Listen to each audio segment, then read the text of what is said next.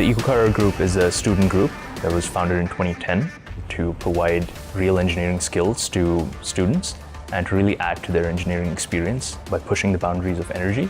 This is a real-world experience that would otherwise not be possible. This is really like a playground where they can try out the things that they have learned and find out how well or not well they work. Our vehicle is essentially an electric vehicle, but instead of having batteries to supply the electric current, we have a fuel cell. We have a hydrogen tank in the car that supplies hydrogen gas to the fuel cell.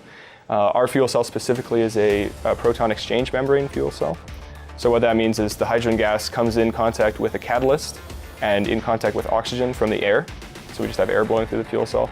At that point, they will actually combine to form water, and that produces the electric current that then drives our motor. The team started out in 2010. We were able to get second place in 2012 at the Shell Eco Marathon. That was the first time that we had been to competition.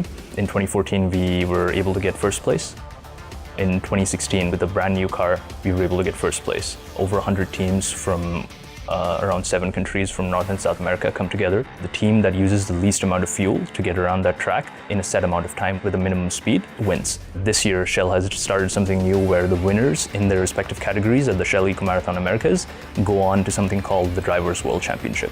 I've seen, from my experience going to Europe quite frequently and actually teaching sometimes at universities there, how competitive some of the European teams are in these competitions. So this will be another benchmark that they have to compete with. We're the only Canadian team at the competition, so in essence we're representing Canada, so that by itself is a great honor for us.